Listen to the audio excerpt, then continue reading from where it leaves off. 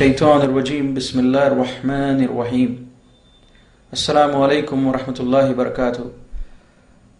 Dear brothers and sisters, I welcome all of you with Islamic greetings. May peace and mercy of Allah subhanahu wa ta'ala and blessings of Allah be on you.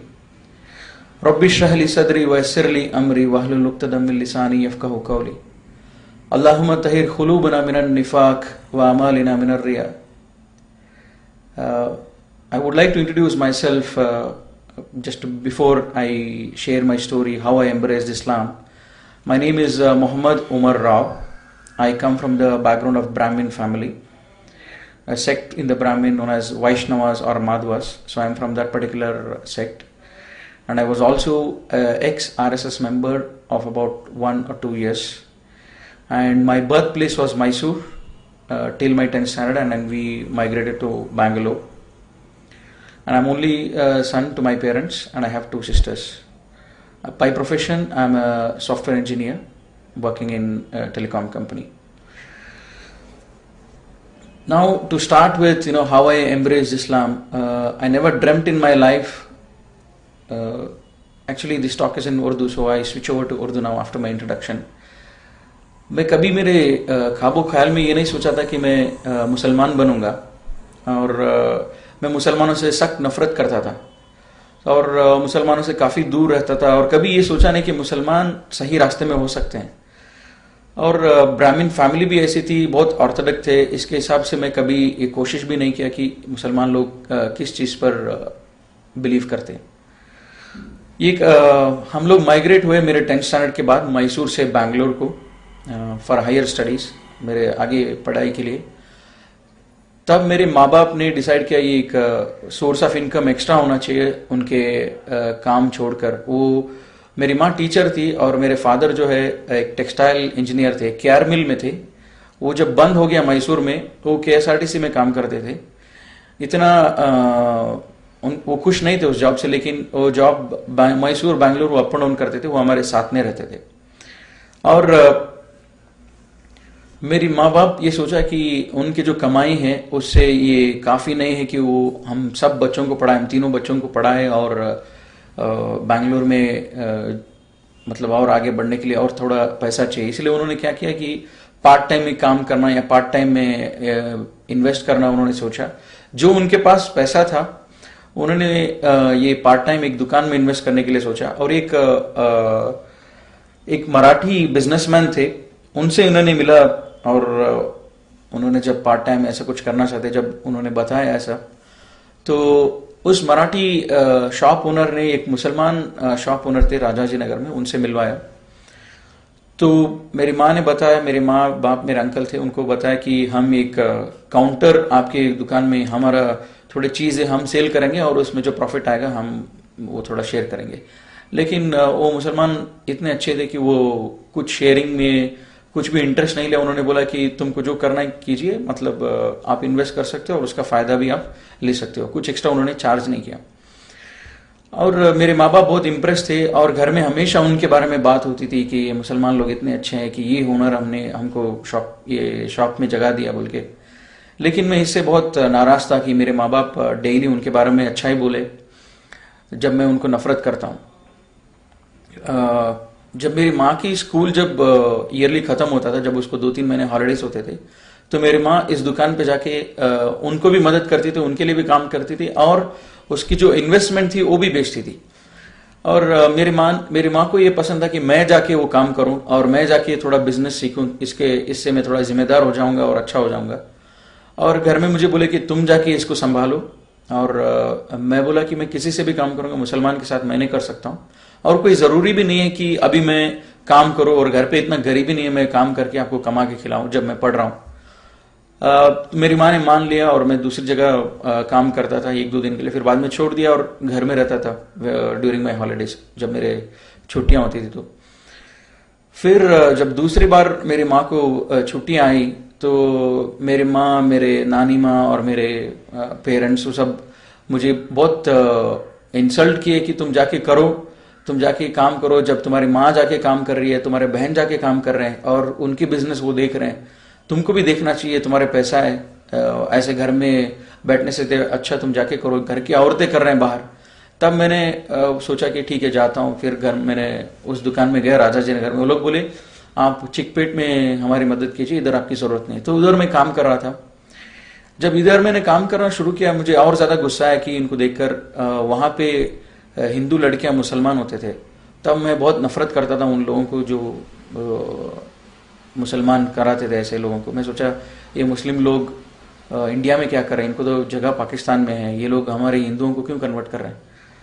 तो फिर बहुत गुस्सा था, बहुत झगड़ा करता था उनसे। फिर ऐसी ये जब हो रहा था, वो शॉप के ओनर जो थे वो बैंगलोर में नहीं थे, वो कहीं और थे, बॉम्बे में थे। और इसी आर्गुमेंट में उन्होंने थोड़ी चीज बताई। फिर बाद में उन्होंने बोला कि आप कुरान पढ़ो, कुरान से आपको कुछ समझ में आएगी, एक किताब है। फिर बाद में मैं सोचा कि अच्छा मैं इनको सिखा। अब मैं हिंदू लड़कियों को जब पूछा तुम लोग क्यों इस्लाम में, वो लोग कुछ आंसर नहीं करते। तो वो इतना ही बोलते थे कि ये सच है इसलिए हम आ गए, या ज्यादा वो बोलते नहीं थे। और मैं सोचा कि अब आप लोग, ये लोग तो अनएजुकेटेड हैं, मैं ब्राह्मण फैमिली से हूं और मैं समझता हूं हिंदुइज्म क्या है बराबर, और मैं इनको एक सबक सिखाऊंगा, मैं इनको हिंदुइज्म सिखाऊंगा ताकि हम भी सच हैं।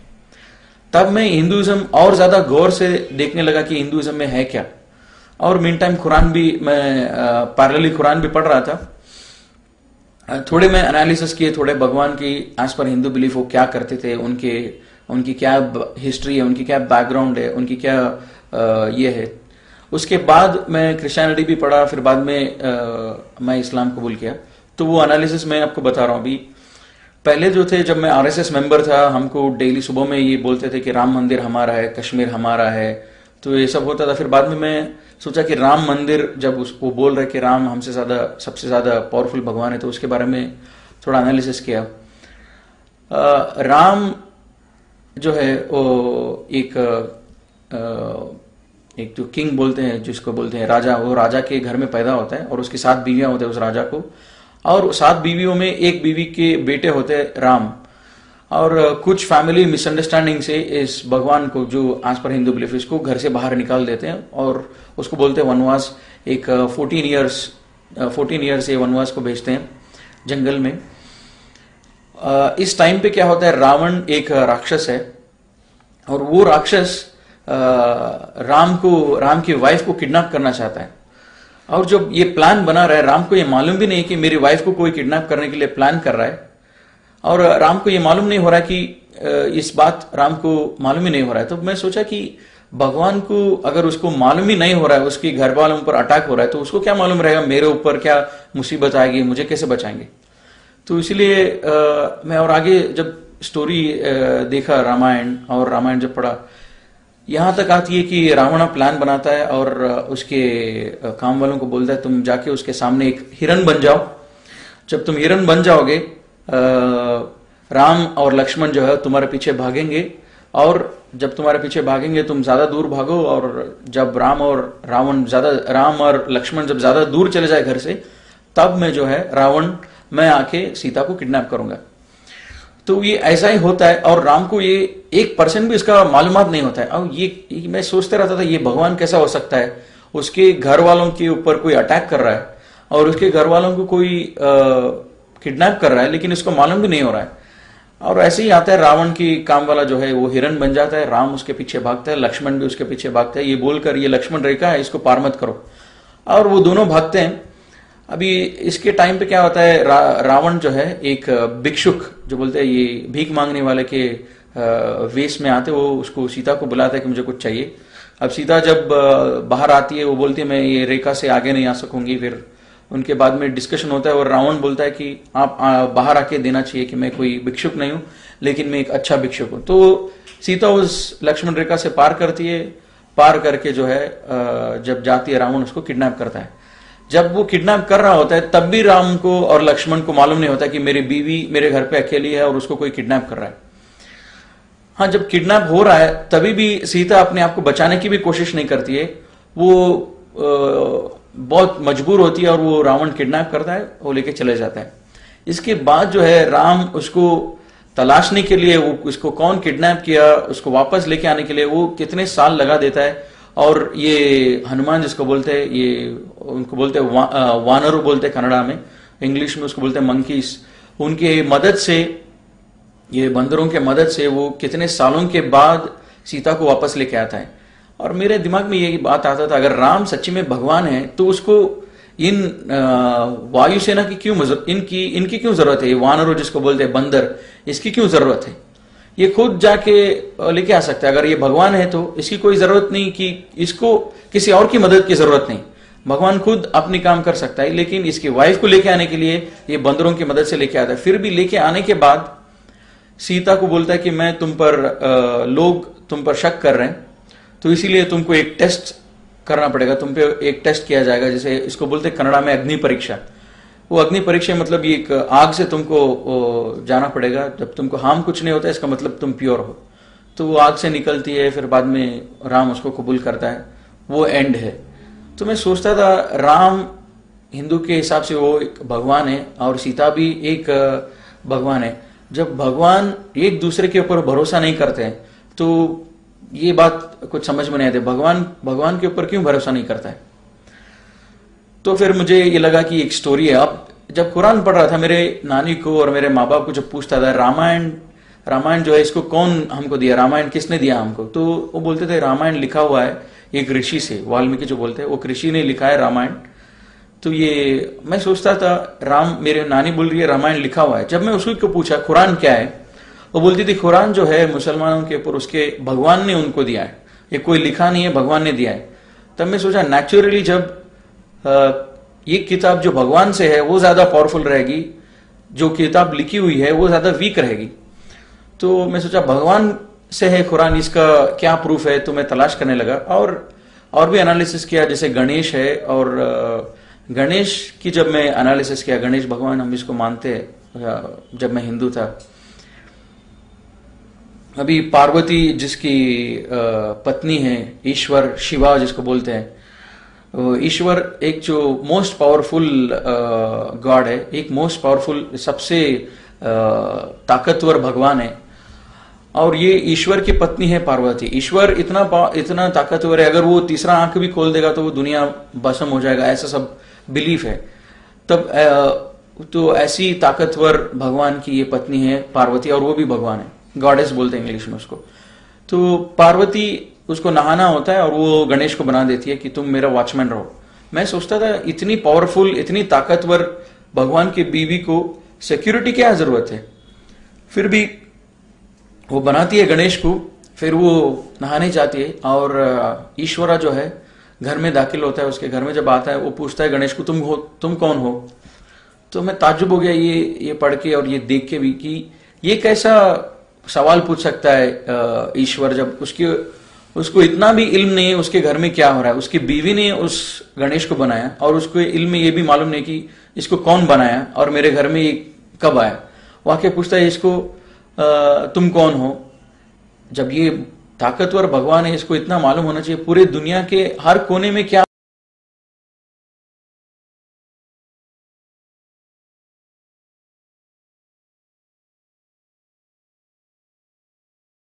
हो रहा है इसको मालूम होना चाहिए।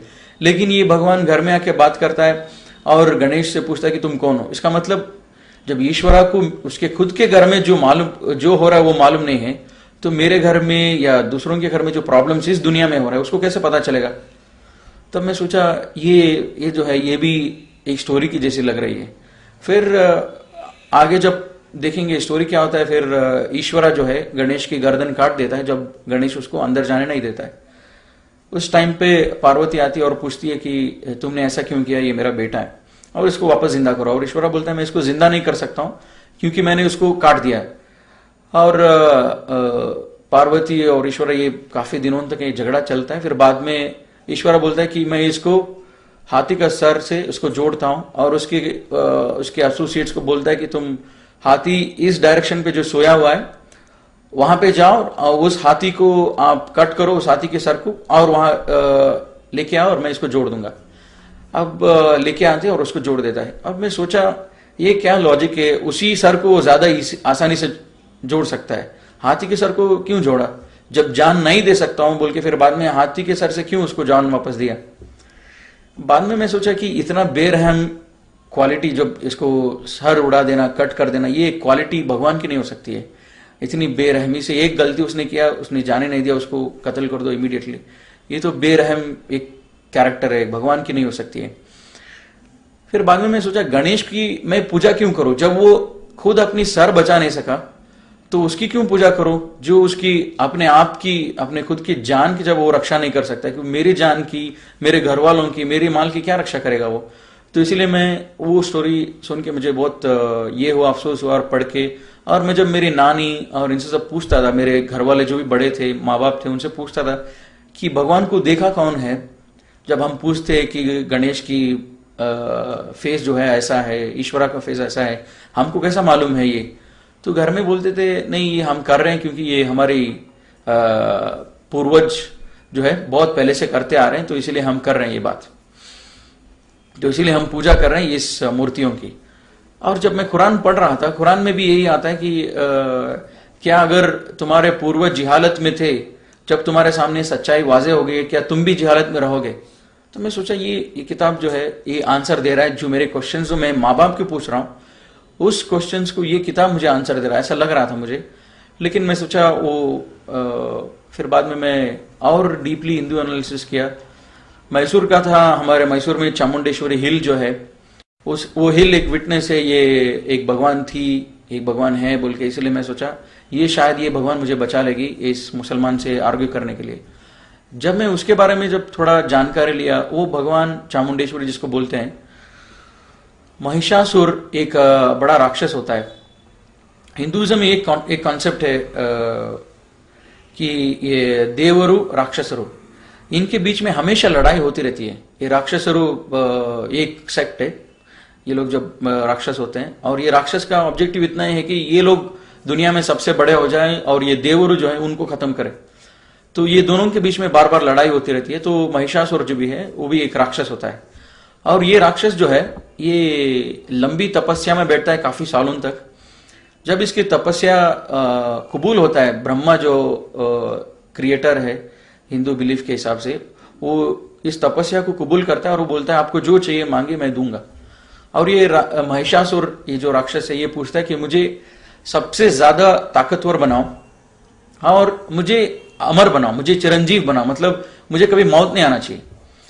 और ब्रह्मा बोलता है ठीक है, ये विश आपको, ये वर मैंने आपको दे दिया। अब क्या होता है, और एक कॉन्सेप्ट है कि ये भगवान हिंदू हिसाब से, हिंदू के बिलीफ के हिसाब से ये एक जगह पे रहते हैं, उसको बोलते हैं देवलोक। और जो राक्षस रहते हैं उनका अलग जगह होता है, और मानव जो बोलते हैं मनुष्य और ये ह्यूमन बीइंग जो बोलते हैं उनका जगह है ये दुनिया। और ये राक्षस महिषासुर को जब मिल जाता है एक वर, सबसे ताकतवर बन जाऊंगा, और सबसे ताकतवर बनता है और इसको मौत कभी टच नहीं करेगी, ये जाता है देवलोका को और सबको देवताओं को मारने के लिए। मैं सोचता था कि ये कैसा कॉन्सेप्ट है, ये राक्षस तपस्या में बैठा, एक इबादत में बैठा इतने साल तो, और इतने साल के बाद उसने भगवान से वर मांगा कि मुझे ताकतवर बनाओ, और उसको भगवान ने वर दिया, फिर उसी भगवान की ये कत्ल करने जा रहे हैं। तो इसका मतलब मैं भगवान को उल्लू बना सकता हूं, कभी भी भगवान 10 साल बैठो, भगवान से वर ले लो और उसके बाद में उसी को मारने लगो। तो मैं सोचा ये एक इमेजिनरी स्टोरी है, ये सच नहीं हो सकता है, ये लॉजिकल नहीं है। तो बाद में क्या हुआ, ये राक्षस जब सबको मार रहा होता है, ये लोग देवते बोलते हैं, देवतेगणु, ये लोग सब जाके इनसे मिलते हैं, ब्रह्मा विष्णु महेश्वरा, इनसे जाके मिलते हैं और इनको पूछते हैं कि हम ऐसे मुसीबत में हैं, ये महिषासुरा जो है हमको मार रहा है, हम क्या करें अभी। ये ब्रह्मा बोलता है अरे इसको मैंने वर दिया है, अभी मैं इसको वापस नहीं ले सकता हूं, मैं वापस अगर लूंगा ये फिर से भी डीएक्टिवेट नहीं होगा, इसका एक बार मैंने वर दे दिया, मैं वापस नहीं ले सकता हूं। तो मैं सोचा कि ऐसा कैसा हो सकता है, मैं 10 साल बैठ के भगवान को उल्लू बना के एक वर ले लूं और बाद में उल्टा मैं भगवान को ही मारना शुरू कर दूं, ये सच नहीं हो सकता है। फिर ब्रह्मा बोलते हैं अच्छा मेरे पास एक रास्ता है इसको मारने के लिए, मैंने जो इसको वर दिया है, तुम सबसे ज्यादा ताकतवर हो जो दुनिया में ऑलरेडी हैं, भगवान आदमी कोई भी हो, तुम सबसे ज्यादा ताकतवर हो जो अभी मौजूद है इस दुनिया में, लेकिन जो आने वाले हैं उनसे ज्यादा ये ताकतवर रहेगा, ये तो वर नहीं दिया हूं, तो इसलिए हम ये काम करेंगे, एक नया एक भगवान को हम पैदा करेंगे जो उससे ज्यादा ताकतवर होगा और वो उसको मारेगा। तो ये क्या करते हैं, विष्णु बोलता है मैं औरत हो जाऊंगा, और शिवा जो है बोलता है कि मैं और तुम, हमारा मिलन होगा, हमारे मिलन से जो बच्चा पैदा होगा वो बच्चा जो है वो नया भगवान होगा और वो महिषासुर को कत्ल करेगा। और जो बच्चा पैदा होता है उसका नाम होता है चामुंडेश्वरी। वो लड़की होती है उसको चामुंडेश्वरी बोल के नाम रखते हैं, मतलब चामुंडेश्वरी, वो ईश्वर का भी नाम ही आता है चामुंडेश्वरी। वो जाके उसको कत्ल कर देती है महिषासुर को। मैं सोचा, एक मिनट के लिए सोचा, अगर मैं भगवान होता, मैं ब्रह्मा के जगह होता, तो मैं कभी, मुझे मालूम हो जाता था कि ये राक्षस 10 साल के लिए इसलिए बैठा है मुझे मारने के लिए, ये देवरों को खत्म करने के लिए इसलिए बैठा है, तो मैं कभी वर नहीं देता। ऐसा पूरा ड्रामा करने से अच्छा मैं वर नहीं देता, और या तो वर देने के बाद उसको कत्ल कर देता। तो ये सब देख के मुझे लगा एक हिंदुइज्म, एक माइथोलॉजी। और मेरे माँ बाप और सब लोग बोल रहे कि हमारे भगवान जो हम जिसको पूज रहे हैं, जो भी हमारे मूर्तियां हैं, बस ये लोग, ये सच कोई किताब में नहीं है, लेकिन हम कर रहे हैं इसलिए क्योंकि ये हमारे पूर्वज करते थे। और एक ऐसी चीज थी जिससे मुझे ये आसान हुआ हिंदुइज्म के बारे में मैं बिलीफ छोड़ने के लिए, कि हमारे घर में एक कॉन्सेप्ट है मने देवरू, जिसको बोलते हैं घर का भगवान। हर एक घर का अपना अपना खुद का भगवान होता है। तो मेरे घर में भी हमारा मने देवरू जो बोलते हैं, हमारा घर का भगवान जो था वो स्नेक था, स्नेक, सांप। और मेरे कजिन का मने देवरू घर का भगवान था ईगल। मेरे घर में जब भी फेस्टिवल होता था मेरी माँ बोलती थी कि उनके घर पे जाओ मत, और उनके घर में जब फेस्टिवल होता था वो बोलते थे कि मेरे कजिन को मेरे घर पे आओ मत, क्योंकि ये ईगल गॉड और स्नेक गॉड और बोथ आर एनिमीज। तो मेरी माँ बोलती थी तुम्हारा गॉड जो है वो स्नेक है, अब उनका गॉड ईगल है, तब जब तुम फेस्टिवल में जाओगे तो तुमको प्रॉब्लम हो जाएगा। मैं सोचता था हाउ इलॉजिकल इट इज, ये तुम क्या बोल रही हो, ये सब मुझे समझ में नहीं आती है। क्योंकि मैं कजिन के घर जाना चाहता हूँ और अच्छा खाना खाना चाहता हूँ उधर भी, because I want to show my new dresses there, लेकिन तुम बोल रहे हो तुम जाओ मत। ये कैसा हो सकता है, भगवान और भगवान के बीच में दुश्मनी। और अल्लाह ताला कुरान में बोलता है कि इस कायनात को बनाने में अगर एक से ज्यादा लोग होते, एक से ज्यादा क्रिएटर होते, तो बहुत ज्यादा कंफ्यूजन होता है इस दुनिया में। तो मैं ये कंफ्यूजन मेरे घर में ही दिख रहा है, क्योंकि मेरी माँ बोल रही है हमारा घर का भगवान जो है स्नेक है, और मेरे कजिन का घर का भगवान जो है वो जो है ईगल है। तो ये भी एक ऐसी चीज थी which help me to I believe more in Islam. ये ऐसे सब चीज थी, और कुरान इसके बारे में लाइव अल्लाह ताला is talking to me in this book. Allah Taala बोल रहा है कि ये अगर इस दुनिया को बनाने में बहुत सारे भगवान होते तो उन भगवानों के बीच में बहुत सारे प्रॉब्लम भी होते। जैसे मैंने देखा रावण और राम और ब्रह्मा, महिषासुरा और जो है ईश्वरा, पार्वती, और ये सब जब देखा मैं, एक भगवान को दूसरे भगवान के बारे में मालूम ही नहीं है, जानकारी नहीं है। एक भगवान एक काम करता है उसके बारे में दूसरे भगवान को मालूम नहीं है। जब ब्रह्मा ने महिषासुरा को वर दिया उसके बारे में शिवा को मालूम नहीं, विष्णु को मालूम नहीं। जब ये सब कंफ्यूजन ही है, तो अल्लाह ताला कुरान में भी यही बोल रहा है कि अगर इस दुनिया को, और इस दुनिया में अगर एक से ज्यादा खुदा होते, तो एक से ज्यादा क्रिएटर होते, एक से ज्यादा अल्लाह होते, तो बहुत सारे प्रॉब्लम होते। तो मैंने थोड़ा क्रिश्चियनिटी भी पढ़ा। जब मैं 10th स्टैंडर्ड में जब था इंडिया में, मैसूर में, उधर एक पुष्पाश्रम बोल के एक जगह था, वहां पे क्रिश्चियंस लोग, फादर्स लोगों को ग्रेजुएट करते थे। तो उधर मैं क्रिसमस में कभी जाता था, उनके हम लोग एक टूर के हिसाब से उधर जाते थे और देखते थे। हमारे फैमिली सबको लोग बुलाते थे, हम पूरे माँ बाप के साथ जाके देखते थे।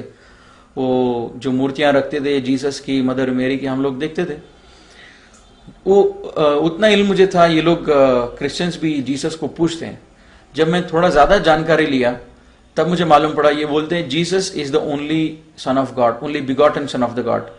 मतलब जो एक बेटा है, खुदा का बेटा है जो बोलते हैं।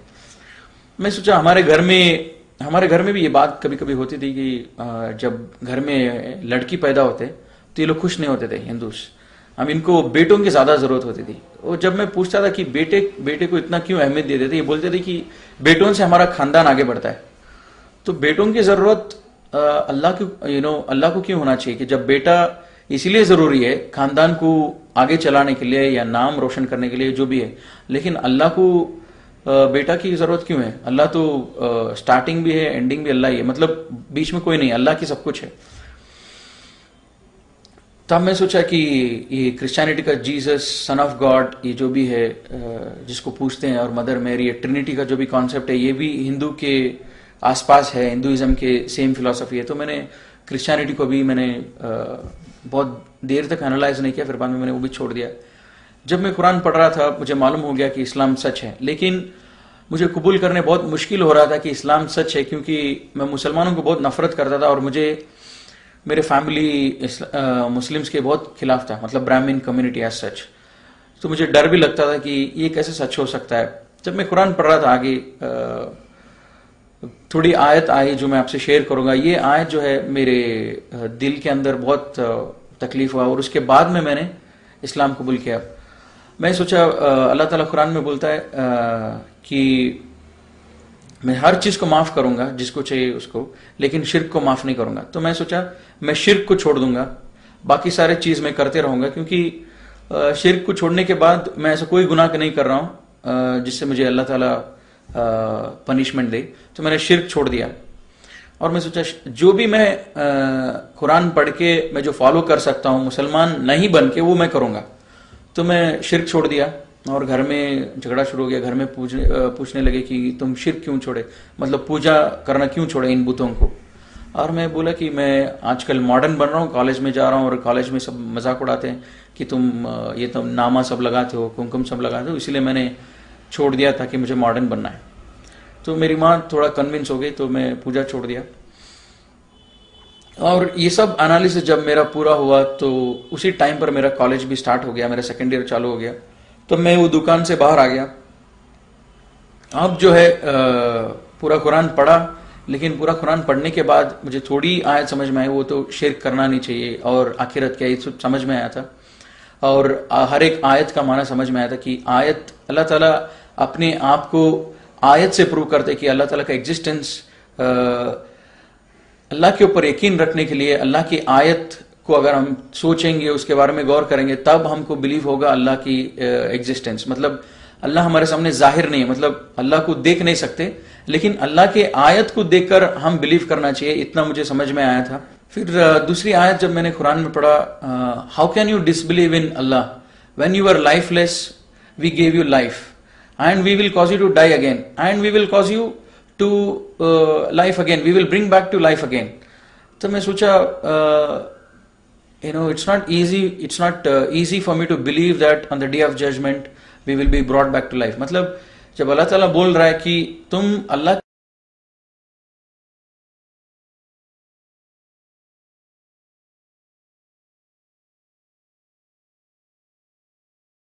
के ऊपर कुफ्र कैसे कर सकते हो जब तुम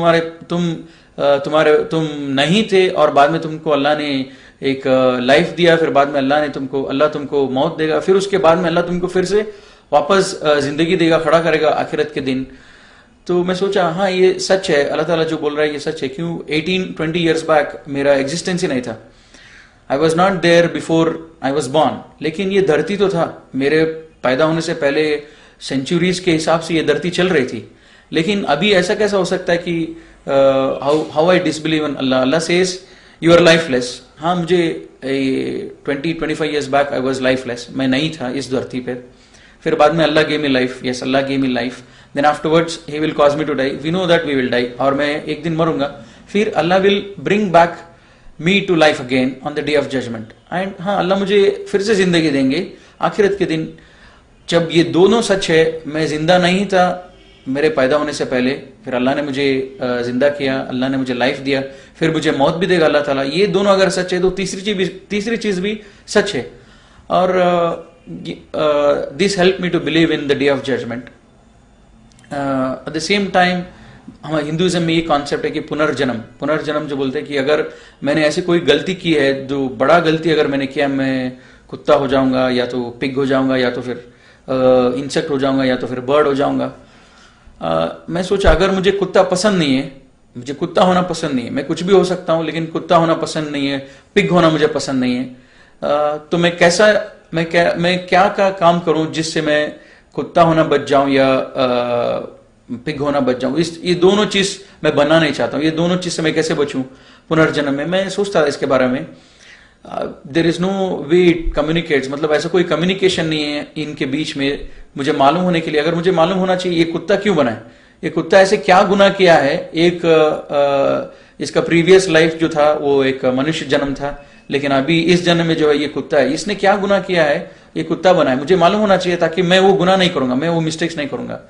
लेकिन अल्लाह ताला कुरान में बोलता है कि there is life after which is either hell और हेवन, नथिंग इन बिटवीन।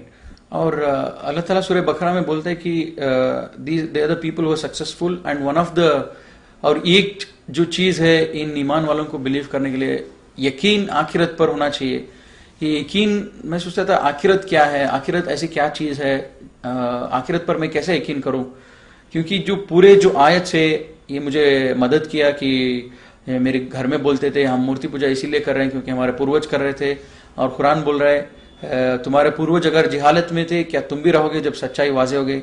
और मेरे दिल में ये बात आती थी मैं इस्लाम फॉलो करूंगा लेकिन नमाज पढ़ूंगा और मेरे हिसाब से पढ़ूंगा, मुसलमानों के जैसा नहीं पढ़ूंगा। तब ये दूसरी भी आयत है कि विच हेल्प मी टू, जो मुझे मदद किया इस्लाम को फॉलो करने के लिए। आज मैंने इस्लाम को परफेक्ट किया, मुकम्मल किया, और इसके सिवा दूसरे कोई मजहब को मैं एक्सेप्ट नहीं करूंगा।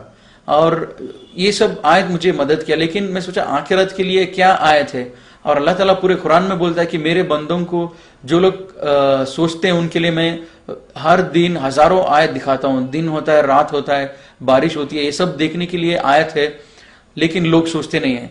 तो आखिरत के लिए ऐसा क्या आयत है, मैं सोच रहा था। जब ऐसी टाइम पर मैं मेरे को एक चैप्टर याद आया मेरे साइंस में जब पढ़ रहा था अर्थ के बारे में, और मेरी बहन भी 10th स्टैंडर्ड में थी। जब उनकी किताबें देखा तो मुझे मालूम पड़ा अर्थ का क्रस्ट कैसा बना है, अर्थ कैसा बना हुआ है, so many kilometres down there is water, उसके बाद जो है वो ये है, उसके बाद जो पत्थर है, फिर बाद में आग है, वो आग इसी से वॉल्केनो आती है।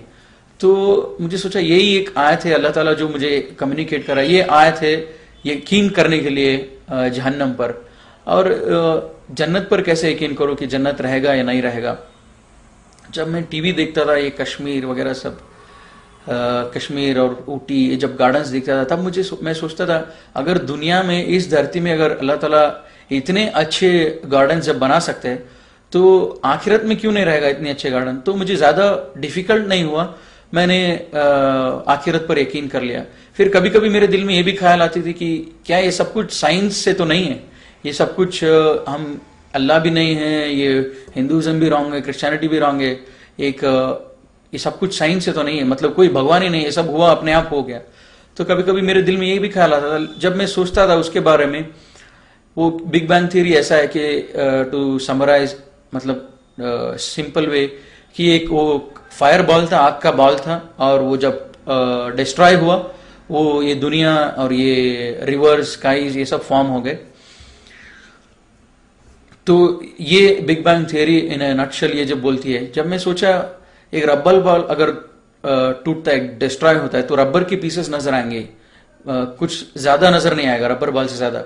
उसी हिसाब से अगर एक फायर बॉल, एक आग का बॉल भी अगर डिस्ट्रॉय होता है तो आग ही दिखना चाहिए हर जगह। ऐसे कैसे कि पानी भी है धरती में और ग्रीनरी भी है और हमारी लाइफ है, ये साइंस भी थोड़ा it was not helping me. तो मुझे मालूम पड़ा कि ये साइंस जो है एक चीज बता रही है, लेकिन it is not only because of big bang theory. लेकिन अल्लाह ताला बोलता है पूरी क्रिएशन कैसे हुआ इन कुरान में, तो वो अल्लाह ने आंसर दिया।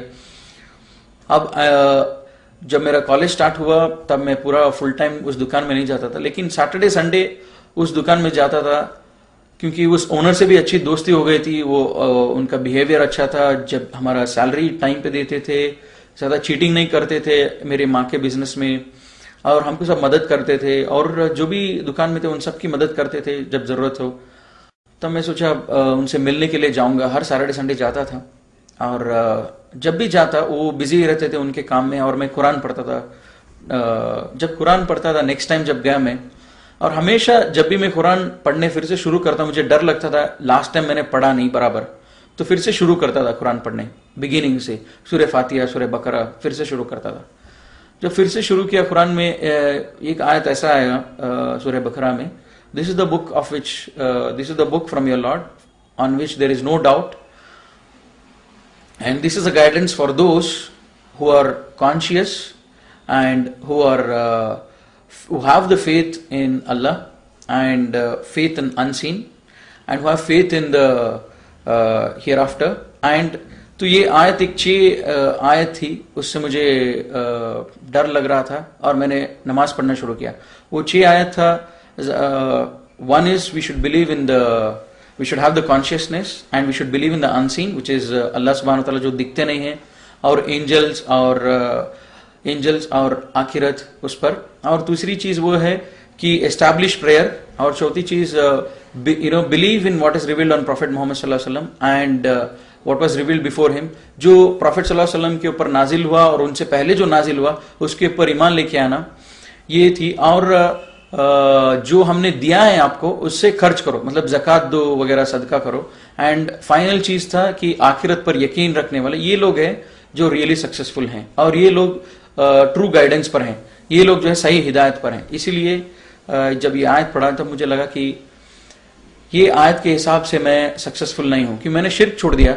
लेकिन ये आयत बोलता है कि who are conscious and who believe in unseen and were steadfast in the prayer, were establishing the prayers. अब बाकी चीज ज़कात ये सब तो मेरे लिए इंपॉर्टेंट नहीं था, मतलब मैं उसका एलिजिबल नहीं था। तो मुझे अब जरूरी है कि मैं प्रेयर को एस्टैब्लिश करूं, मतलब मेरे नमाज जो है इसको शुरू करूं।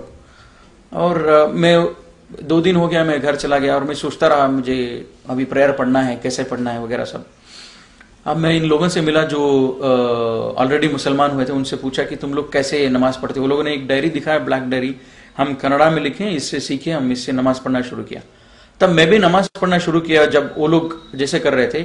लेकिन नमाज पढ़ने से पहले मैंने ये सूरा जब कोशिश किया पढ़ने के लिए, बहुत मुश्किल हो रहा था मुझे। अल्हम्दुलिल्लाह बोलने के लिए भी मुझे बहुत तकलीफ होता था, क्योंकि ये अरबिक जबान इतना आसान नहीं था मुझे बोलने के लिए।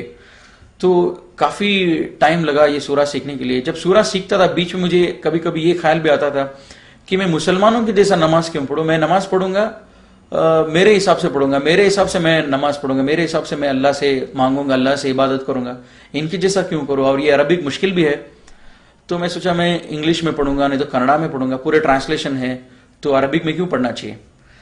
तब मैं ये सोचा, थोड़े दिन मैं सोचा अच्छा ठीक है ऐसे ही करते हैं। तो मैं जब फिर से जब गया नेक्स्ट सैटरडे संडे उधर कुरान पढ़ने के लिए, तब सूरह इमरान में मुझे एक आयत आती है, today we have perfected this religion and we have chosen Islam for you. Apart from this religion, no other religion is accepted, and anybody else follows other than this, they are thrown to hellfire.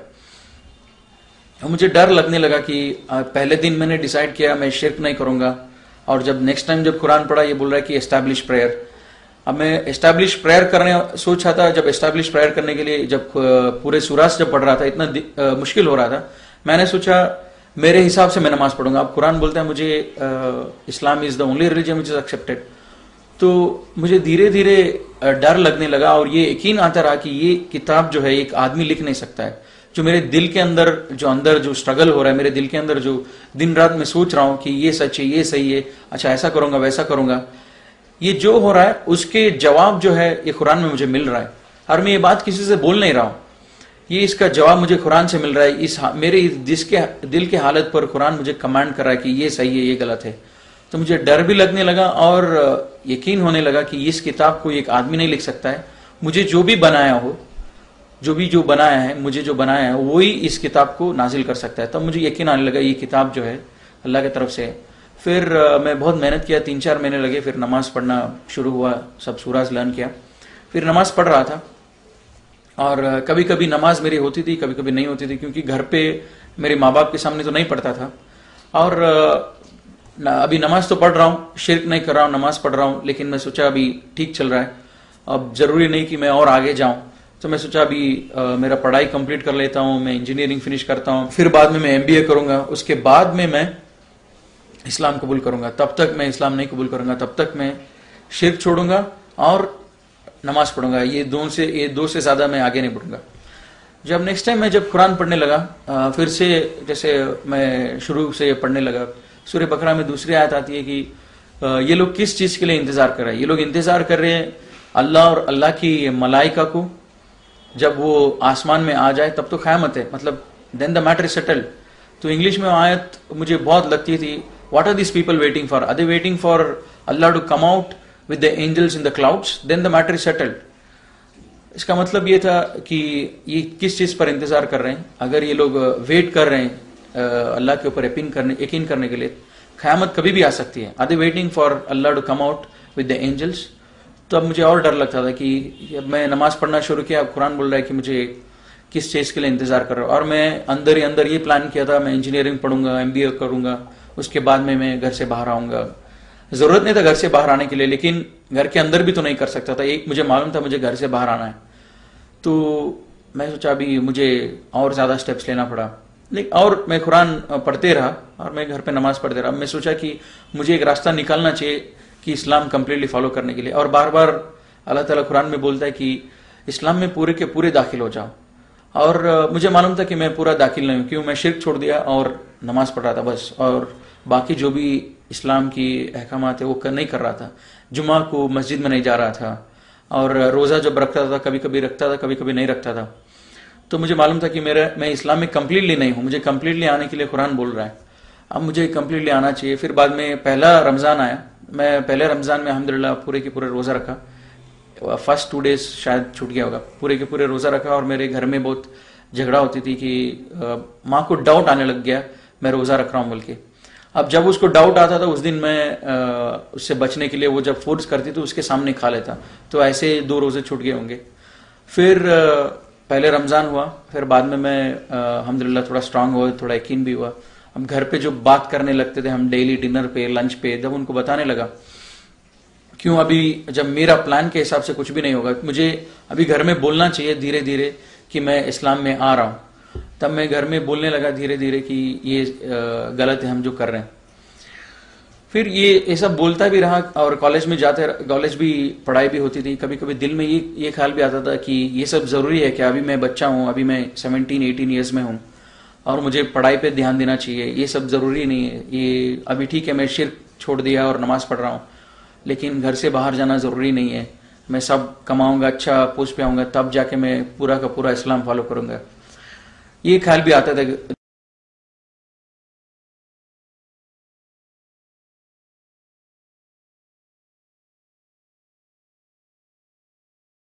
कभी नमाज के लिए भी irregular हो जाता था, जब घर में नमाज पढ़ने की अपॉर्चुनिटी भी जब होते थे वो नमाज छोड़ देता था कोई भी बहाना लेके। फिर बाद में कभी भी हॉलीडेज आता, सैटरडे संडे, फिर वो दुकान में जाता, कुरान पढ़ता था। जिससे बिगिनिंग से जब पढ़ता था वो कुरान में आता था कि सूरह बकरा में there are people who say we believe in Allah in the last day and they are deceiving Allah, they think they are deceiving Allah and the believers, but they are not deceiving anybody else, they are deceiving themselves. इसका मतलब ये कि थोड़े लोग हैं जो बोलते हैं कि हम अल्लाह पर ईमान रखते हैं और आखिरत पर ईमान रखते हैं, लेकिन वो हकीकत पे ईमान नहीं रखते हैं, वो बस एक मजाक कर रहे हैं, एक धोखा दे रहे हैं अल्लाह और अल्लाह के बंदों को। लेकिन ये धोखा किसी और को नहीं, अपने आप को धोखा दे रहे हैं। तब मैं सोचता था कि क्या ये आयत मेरे लिए है क्या, कि क्या मैं अल्लाह को धोखा दे रहा हूँ, क्या मैं अल्लाह के बंदों को धोखा दे रहा हूँ। तब मैं तुरंत सोचता था कि और जब फॉलोइंग आयत ये आती है, when they are alone with their evil ones they say we were just mocking at them, we were not believers.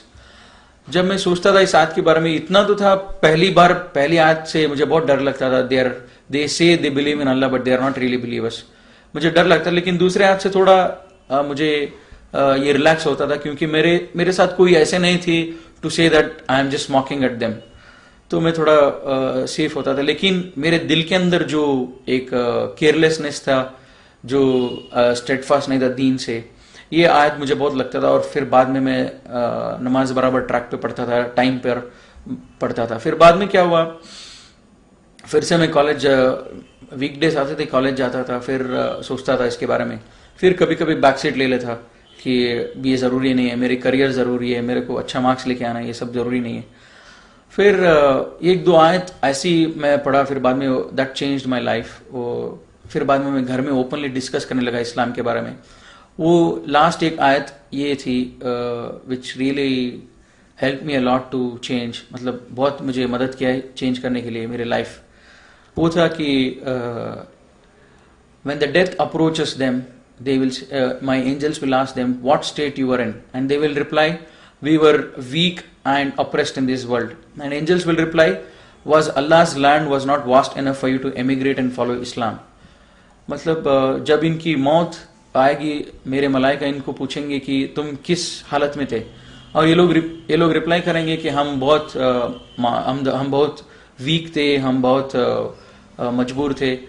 मेरे मलाइका इनको रिप्लाई करेंगे, क्या अल्लाह की धरती इतनी विशाल नहीं थी ताकि तुम हिजरत करके तुम इस्लाम फॉलो करो?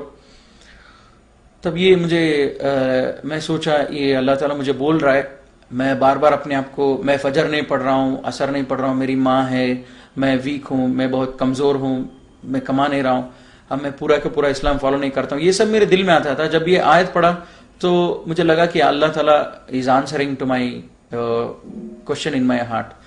तो तब मैं सोचा अच्छा ठीक है, अभी मैं ओपनली डिक्लेयर करूंगा घर में। अब घर में मैं ओपनली बोलने लगा इस्लाम सच है और तुम लोग जो कर रहे हो सही है, तुम लोग जो कर रहे हो वो सही नहीं है और मैं जो कर रहा हूँ वो सही है, और ये मूर्ति पूजा सब हिंदुइज्म में नहीं है।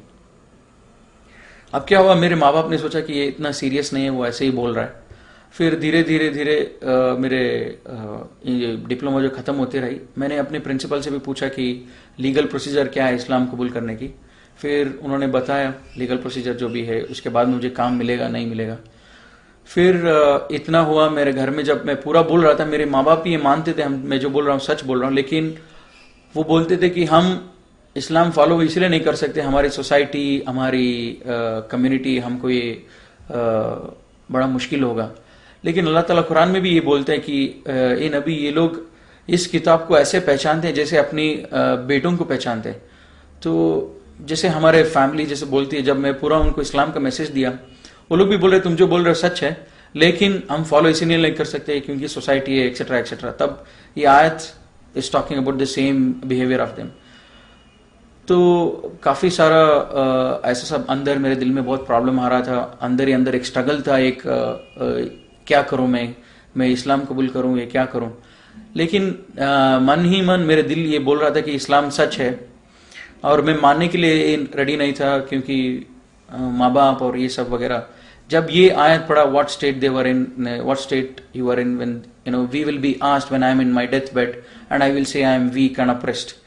तो ये आयत जो है ये मुझे बहुत लगा। इसके बाद में मैं डेली दुआ करने लगा अल्लाह से कि मुझे एक अपॉर्चुनिटी मिल जाए जिससे मैं घर छोड़ दूं और इस्लाम कंप्लीटली फॉलो करूं। और डेली घर में झगड़ा होता था, और एक बात पर बहुत सीरियस झगड़ा हुआ माँ से, और माँ बोली घर छोड़ के तुम चले जाओ, तुम आजकल हमारी बात नहीं मानते हो। और मैं सोचा भाई यही एक अपॉर्चुनिटी है, मैं घर छोड़ूंगा और इस्लाम पर फॉलो करूंगा। अब मैं घर छोड़ने के लिए रेडी हो रहा था, मेरी बहन भी बोली मैं भी इस्लाम कबूल करना चाहती हूँ। मैं जब घर में सब लोगों को ये समझा रहा था इस्लाम क्या है, तो मेरी बहन समझी, वो बोली कि मुझे यकीन है तुम जो बोल रहे इस पर, और ये राइट है, तो इसलिए मैं भी इस्लाम में को आना चाहती हूँ। फिर बाद में वो इस्लाम कबूल करी, तो फिर वो भी मेरे साथ आ गए। हम लोगों ने घर छोड़ा। Abdullah about 9 years now I have embraced Islam, Allah grace in mercy. So this is all my story about how I embraced Islam. अस्सलाम वालेकुम व रहमतुल्लाहि व बरकातहू।